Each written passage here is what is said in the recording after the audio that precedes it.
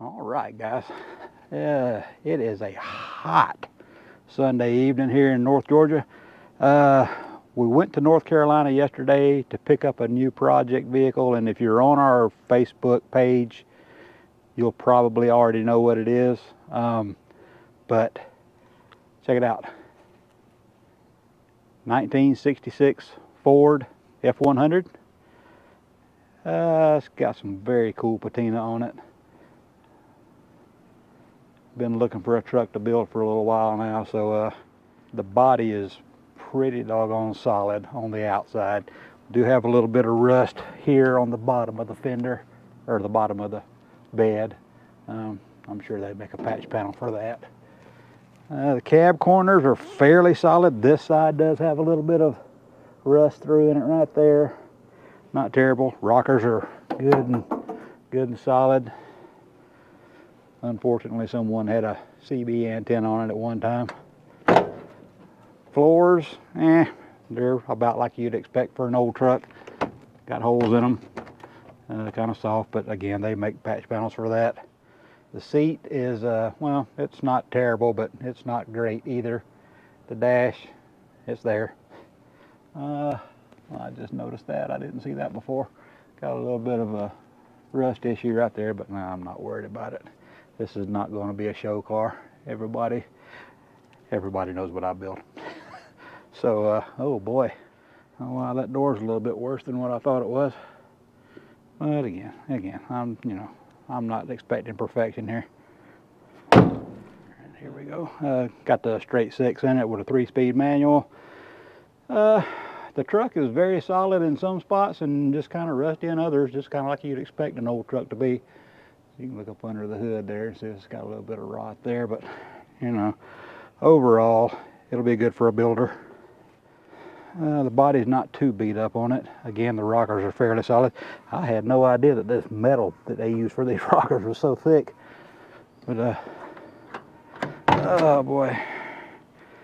And again, on this side, yeah, the floors are rotten. And this door is a lot more solid than the other side. Another shot of the dash. It didn't come with the keys, which kind of sucks, but anyway, all the glass is there, which is great. And it's in pretty good shape. The windshield does have one bullseye in it. If the camera will pick that up. It is a long bed, which I'm definitely going to be shortening it down to a short bed. But as you guys probably saw in the thumbnail, the most unique feature about this truck is this piece of a tree that had to be cut to rescue the truck.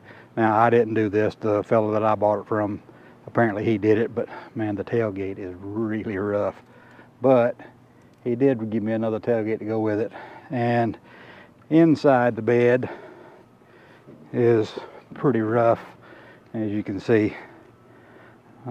It's rotten all the way over there down to here. You can see my feet.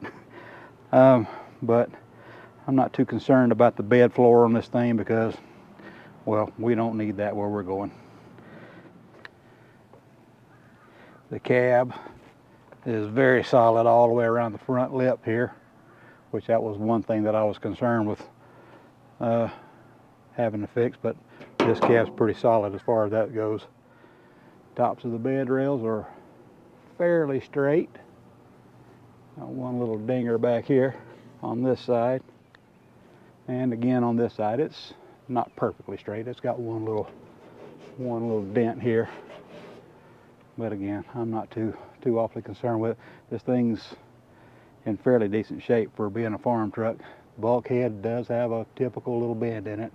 Not too awfully bad though, because once I get everything off, then I should be able to straighten that out.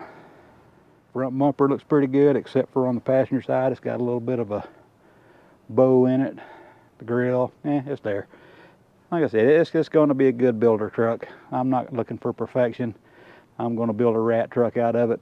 And this is where it may upset some people for my channel. But some of you guys may have seen a video that I put out last week. I call this car Big Booty Ruby. Not a unique name by any stretch of the imagination.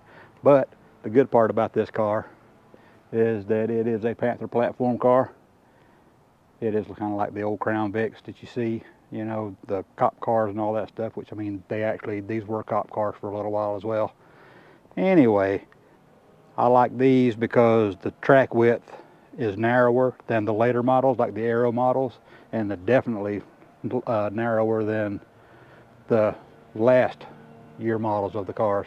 So I shouldn't have to worry too awfully much about wheel offset and all that. So but anyway, I know that's probably gonna upset some people, that I'm gonna take this car and cut it up into a million pieces and do away with the body, but I've done the math a couple of times in my head, and for this thing having a complete drivetrain, the transmission has been rebuilt.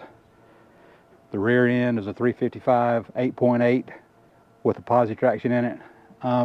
It just doesn't make any sense at all for me to buy another car for a donor for that truck over there, because I would just be backing up with money. Yeah, I mean, yeah, someone else could have the car and whatnot, but I mean, let's just say I could sell this car for $2,000.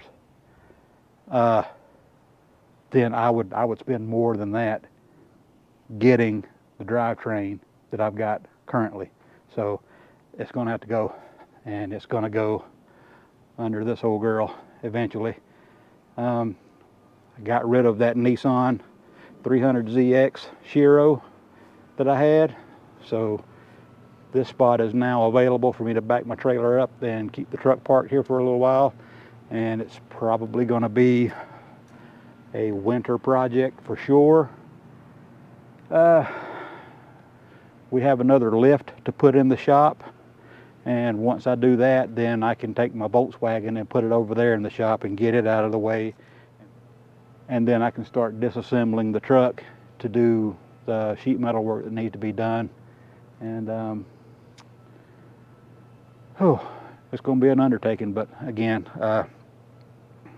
I'm sorry if you guys, you know, I really like the LTD, I really do. I think it's a cool car, and to be honest with you, I may at least put it back on the road for a little while just to have some fun in it and drive around in it, because I did promise my buddies at work that we would take it to lunch on Fridays, you know, just to have some big fun goofy car to ride around in. But